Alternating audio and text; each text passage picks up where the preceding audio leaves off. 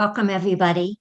It's fitting that our keynote topic of the annual meeting is called Restoring Faith in Our Democracy, because the League exists to empower voters and to defend democracy. Although we face challenges and experience setbacks sometimes, we remain committed toward a more perfect union.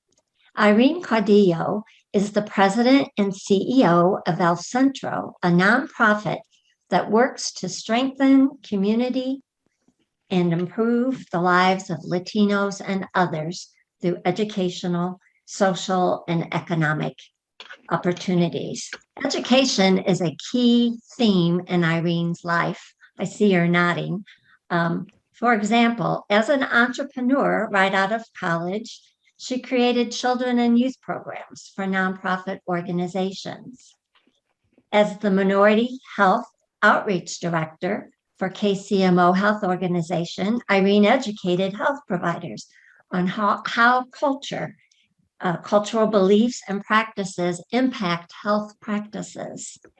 And as if that wasn't industrious enough, Irene served on as an at-large representative on the Kansas City Public Schools School Board. We are in for a real treat today. Please welcome Irene Caudillo. Good morning, and what a nice introduction. I appreciate that. And I appreciate the opportunity actually just to speak to folks that I know have boots on the ground and are doing this work. But I also know there's a lot of disillusionment. There's a lot of times we want to just say, what are we doing and why are we doing it? But I am honored to be here this morning to speak to you, to hopefully encourage, because I will tell you, normally I present to folks that are just naturalized citizens, first time voting, and they're so excited. Are those kind of learning the process? I'm taking groups to Topeka and letting them see for the first time the Capitol and making them aware that this is their house, right? So in some cases they're excited, in some cases they're very much afraid, but in a lot of ways, what we want to do is to get them engaged and get them motivated. So I know I'm speaking to the audience, but in a lot of ways, I know that we want to get back what we know is right for us as individuals and us as a community. So I want to open up really with a quote by a poet, philosopher, and novelist from Spain. His name is George Santayana, and he wrote, "Those who cannot remember the past are condemned to repeat it." And what Santayana actually argues that if our world is ever going to make progress, it really needs to remember what it's learned from our past. And it's not the same thing as change. Change is not the same thing as progress. Progress actually means taking what you've learned, building on it. And what I find really interesting about our world today is that we have some way of forgetting our past, and we do not actually learn its important lessons, right? So I want to start out by asking all of you, when you think about the words of the Constitution, what comes to mind? And I would just love people just to kind of tell me what words kind of, when you think about the Constitution, what comes to mind? Any thoughts? Anyone? We know the Constitution, right? Because it's always thrown in our face. I love it. I love those comments. Thank you very much. That's what we're talking about, is we the people. Because our understanding of democracy actually lies in these words. Even though, if we can think back to our history, the writers of the Constitution and our founding fathers were slave owners. They didn't consider women, Native American, African American, anyone as equal or worthy of actually full benefits of citizenship. So we have to remember at the time of the writing of the Constitution, the people actually meant free white males who owned property. So in thinking about today and our current problems, we think about the pandemic, the systematic racism, poverty, and economic uncertainty. We think in terms of the government should fix it. Why? Why do we think that way? We, the people, in order to form a more perfect union. So what we, the people, is interpreted to mean people should be the driving force behind our government. And too many people and elective officials have forgotten the meaning of we, the people, which are really the words at the heart of our democracy. So I want to ask, if you think back in our history, there have been a series of amendments that, for example, where your heart lies, where our heart lies in voting, that was really not originally part of the Constitution because of the definition of we the people. So what was the 15th Amendment? What did that bring, the 15th Amendment? Anyone remember? And it's about voting rights. I'm testing you on the Constitution. I love it. I love it. I love African-American men actually received the right to vote for the 15th Amendment back in 1870. And we all know, I know we're going to get this one, the 19th Amendment in 1920.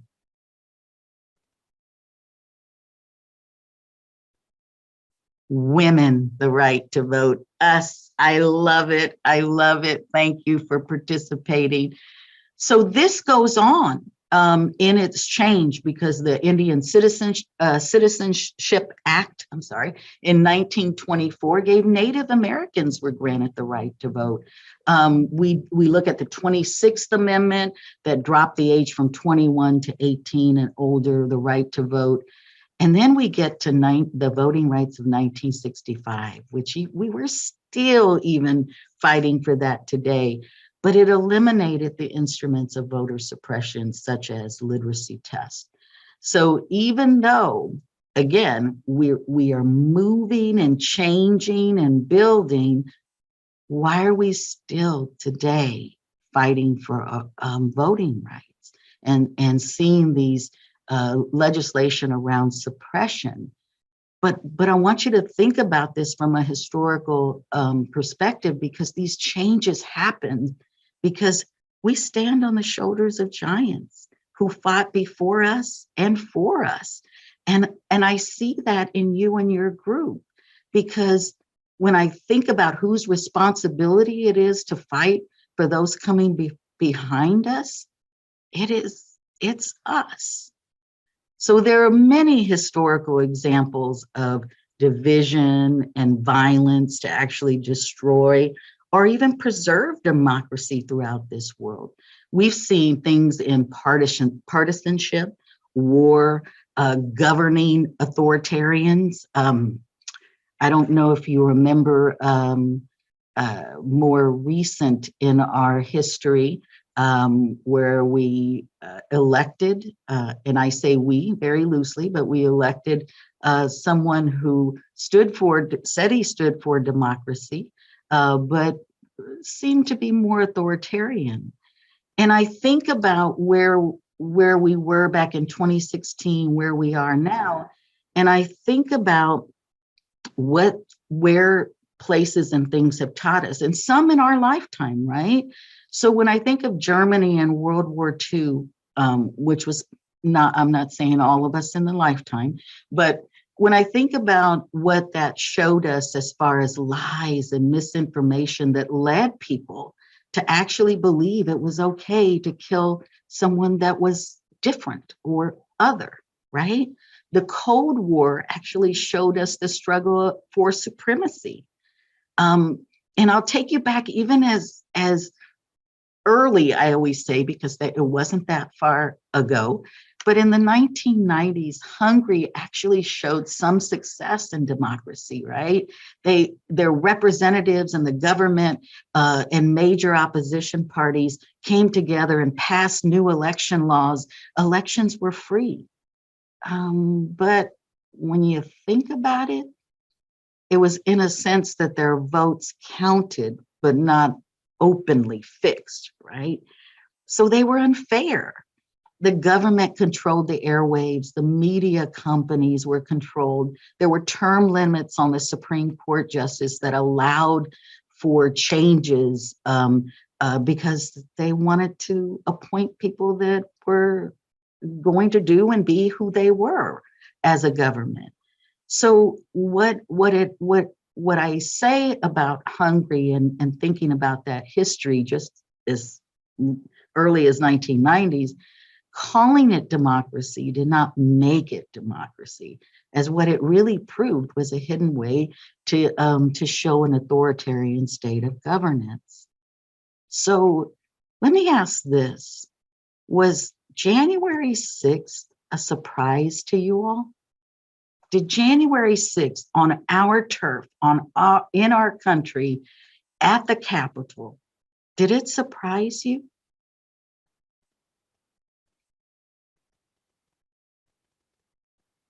For a lot of people that use the word surprise, I just wonder what, what they saw. So how would you describe January 6th? What would be I guess the term that you would use to describe January 6th? Someone said horrific. Talk about, insurrection, the coup.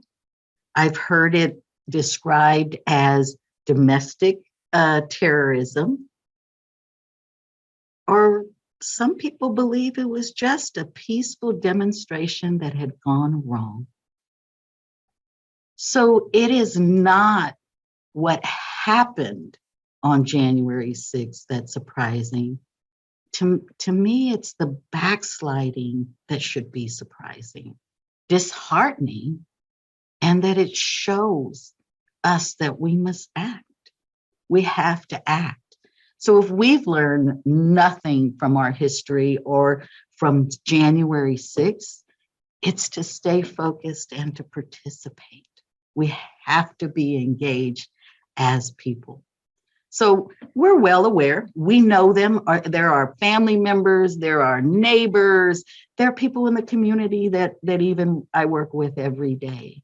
We know that many are becoming pessimistic, that people don't trust our politicians or the political parties, and voter turnout, not even at the presidential level, but even at local levels, have much to be desired. And we're seeing that. We live through that every election, right? When we're trying to register and when we're educating and when we're giving people the right tools.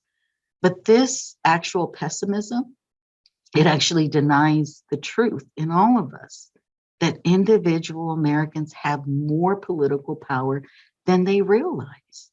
And I think about it every day when I see some folks who may not be registered or may not be eligible to vote, but are making phone calls, are talking to their neighbors, are really working with us to see some kind of improvement in their life. I want to take you back to last year, prior to John Lewis's death. He wrote, "Democracy is not a state, it is an act, and each generation must do its part to help build what we called the beloved community, a nation and world society at peace with itself." So when you think about that, when you think about what he said, especially that first part, democracy is not a state, it's an act.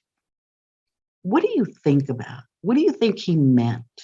Talk about just kind of your thoughts in describing what John Lewis meant in that.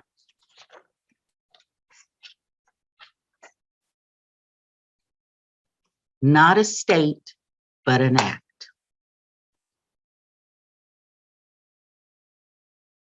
Active participation. Yeah, democracy doesn't preserve itself. Constant vigilance. Very good. So in other words, for me, our government's ability to function actually depends on each of us to vote, participate, hold elected officials accountable, and as he put it, to make good trouble. So we live in a time of tension and conflict, and we have an opportunity to create significant positive progress, which actually can lead to strengthening of democracy for the next generations. And I love folks that look at legacies in a way that says, what I've gotten from our giants and but also what I need to do for those yet to come, or even here today, right? Even the young ones here today. So the divide in this country is a result of really a battle between parties. We've become so partisan that the narratives regarding America and the divide actually leads us to believe that the other is trying to destroy the country. That's kind of where we've landed. But today, more than any other time of my life, I see Black, brown, young people are demanding a more inclusive government at all levels. And I know and saw, as you did, when Justice Ginsburg's death ignited a vast number of women to fight even harder to ensure that they alone, together, but alone, individually, have a right to make the most private and intimate decisions concerning their bodies. So people have to stay engaged, even if it's an issue that is just so directly to you, because guess what? There are always forces lying in the way to threaten our democracy. Think about what's happening and what we're hearing about the 2024 election. Look at what's happening in Ukraine. And let's, again, not forget the fact that the election laws and the suppression that's going on in our state legislation. So when I think about El Centro's role, and when I think about the role that we play to be active and to assist people with voter registration and getting them to vote and to educate, we sometimes just talk about the basic things that our families can do, which is begin the conversation at the kitchen table. Of course, vote and register to vote, but join grassroots organizations. We talk about mobilizations, testifying, protesting. Those things are what we should be about today. If we see something that ignites our passion or tries to really destroy some of the things that we know is right. So do we think about purge your voting lists before elections? Do we think about creating laws that dictate who can and can't vote, that are actually chipping away at our democracy? And because I've learned a lot from you about the redistricting, that how states have redrawn our congressional and legislative political boundaries, especially in states where the process is controlled by one party, resulting in, of course, we know the gerrymandering that goes on. So democracy actually works best when the will of the majority of voters, not partisan manipulation, actually determines the outcomes of our election and redistricting. So your work to get us involved in redistricting is so important, because typically no one shows up during that time. And then when we do show up, we're fighting. And of course, for the past 20 years now, this state has actually gone to court. So every time our officials deny public input, they undermine democracy. So working hard to mute our voices when El Centro tells our community their voice matters, that their voice is the important part of becoming civically engaged, political participation by the public is the key. And I know I'm speaking to the choir, and in a lot of ways, I want you to also know that public officials must find ways to encourage and make sure that it's not as difficult. And it's been hard in Kansas. It's been hard in this country, but there are things that we can do. And what I promote and what I hope we do is to look at people that are running and candidates that are diverse, and that candidates that understand what it's like to be proximate to the issues, proximate to the economics and the poverty, and who are close to looking like me and understanding my background. And what I hope is that you encourage that. You encourage people to not only donate, but send them encouraging notes. We talk about talking about your friends about certain candidates. And of course, we're always talking about volunteering, because every American has a voice, and we have to be effectively using ours. So I can go a long list of what we talk about when we talk about civic engagement, because I hope it's what you're already doing. But the basics of casting your vote, learning about state voting laws, specific plans to vote, what we do is we not only register them, get them prepared to understand the education of who they're voting for, it's also about making sure that they have a plan of when, why, and how. And there's a lot of people that need to be part of the voter registration. And we say this a lot.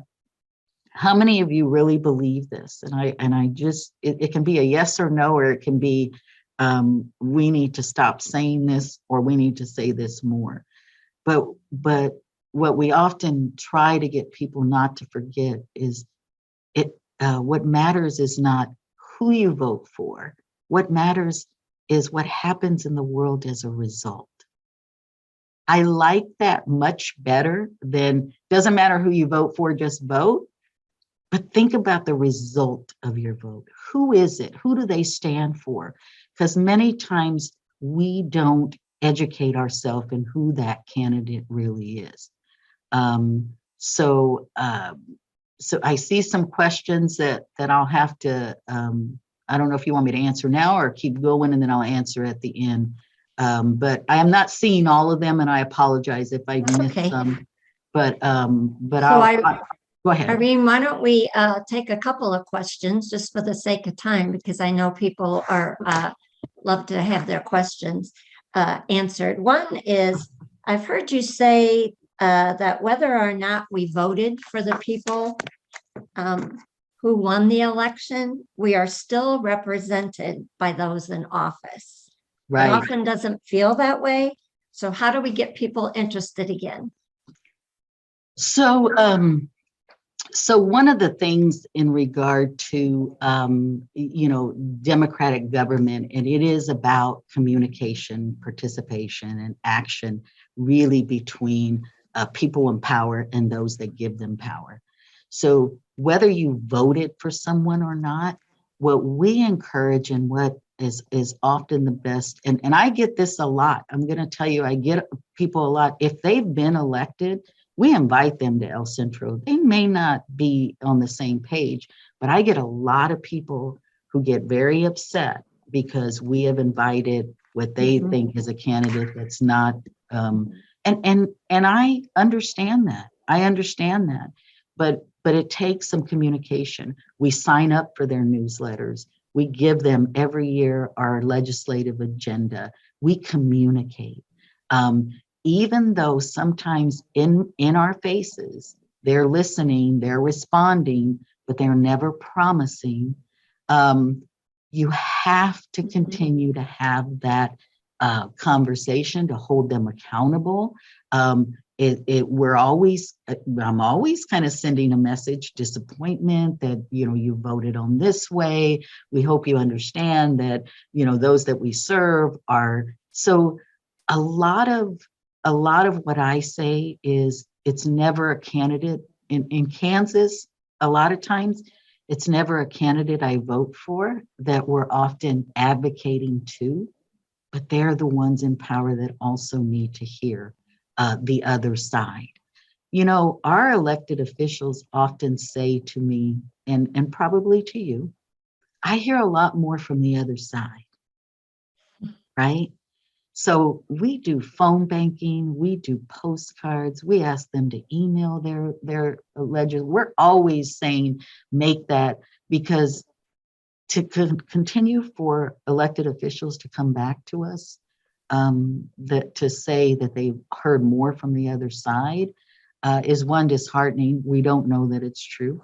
But I think one of the things that we have to do is to continue the conversation and to continue our issues and what impact our community the most. And also taking the faces. I remember in-state tuition, El Centro back in the early 2000s led, and taking those that are actual benefiting or having issues with at that time in-state tuition. Many of the legislators said, "Oh my God, I didn't know they knew English. Oh, I didn't know that they just saw a different person." Storytelling is also, and having that person tell their story is important as well. We have another question, Irene. What is El Centro doing to get around not being ID'd as an election official in registering and educating citizens? That's probably one, besides just all these changes in the election piece altogether. We actually do ask them to make sure that they do have an appropriate ID. But one of the things that we've done is to make sure, of course. Here's the thing. The thing is that we do not register undocumented. We don't register those that are not eligible. So a lot of what we try to do is to follow the guidelines so that their vote does go through, registration does go through, and that their vote counts. So getting around it is not something. It's more of us trying to make sure that they have a valid ID to be able to do that. Thank you. And there's a couple of questions I'm going to combine here. One is, as a second generation citizen of the U.S., you have identified the need for local members of the Hispanic Latinx community to feel a sense of belonging. Yes. And I think belonging in this case, I assume, means representation, being invited to the table where decisions are made. What can we as league members do to intentionally foster that sense of belonging? Most definitely embrace a language and culture that's different. I would say one of the things why I say that is that we have been often led as a community of a pathway for success is often a ladder that has to look more and has to sound more like that success is defined as kind of white, male, affluent. And what we've done with some of our generations is that we've lost, that there was the authentic self lost. They've lost culture, they've lost language. And El Centro does not see that as a ladder. It sees it as a continuum of people that are diverse and want to bring themselves. So honor our language. I tell candidates all the time, one of the things you do is you look at a voter's roll and you see a Latino name that may not be a regular voter and you ignore them. Or you think that they only speak Spanish. And what I like to do is to make sure that those that are running understand knocking on those doors are really important to give them the idea, to give them the understanding and a potential of who to vote for. Why you give, do the same thing with them. And then as far as encouraging, there are a lot of people, more Latinos, that have been put on the ballot these past couple of years because they were asked. They were given that opportunity. It's not easy because we don't know the ins and outs of running, campaign, raising funds, but elevate and ask. And I don't know, I'm going to tell you, I love the folks in Johnson County, because I've been asked so many times to run for school board, and I don't live in Johnson County, and I love it, but we have to identify those folks. And I know there's one of my favorite people on here, Dr. Vega, who ran, and we want to encourage more of that, right? Because representation matters. And I think the more that we value the voices at the table, the more the understanding is how we can actually make a change for all and begin to start making progress, not change. I love every time someone says I'm the first Latino, or I'm the first African American, or I'm the first, but guess what? That's a change, but progress is having more of us represented at the tables so that we can see change in policies and systems that incorporate our culture, our understanding, our beliefs in a way that moves us forward. I could listen to you all day, and I see a lot of people nodding, but unfortunately, we probably have. Oh, can I just do a real quick ending? Oh, of course, but we have another question for you. Oh, okay, okay. No, I just, go ahead. Last question. The education of our children has been a central issue in your career. Are you concerned about proposed education bills being considered in the Kansas legislature? All the time, especially this misunderstanding of what they've done to define critical race theory as diversity and training. So what's concerning is the fact that non-educators or those non-understanding are very much taking responsibility of some things that they're getting into that prevent us from progressing. I mean, I'm going to say that constantly. And what concerns me is that there are already, issues at a local level for diversity, those children that are diverse, but education, period. So there's already a disconnect, there's already a divide, there's already less resources in one place than the other. And for a legislature to take on the responsibility of again, dividing, designing, and looking at critical race theory in a way that we know is not what we've defined and what we know is important, is again a tactic of divide, and it's very much more political than it is getting at the root and making change and progress for what our kids really need. So yeah, I have been involved and will be involved in a number of issues where we have created a Latino education collaborative and what's called RevEd, that is really kind of critical around organizing parents and getting candidates for school board and really kind of moving some of the policy at the state level. So we're working on it. Thank you. And the league would like to work with you on that. So nice. Be prepared for more. So would you like to make your closing statement? I will make my closing statement, and I thank you because as John Lewis, we all, he's just a passionate man who I love to see operate. he let us, or actually, he wrote that let's use our power to make some good trouble. I love that. So for the good of the whole. And he meant that when we do that and think about when public officials forget about we the people, then we fail. So today seems different, yet our past really shows us that we've been here before. Is today, I think, different because it's happening before our very eyes, but we have to keep in mind questions like, how do we progress? Because it's not just making change, but how do we progress? And will we ever get this system fixed? And I say yes. And that it begins with me and it begins with you. And I love the opportunity to work together. So thank you for having me today.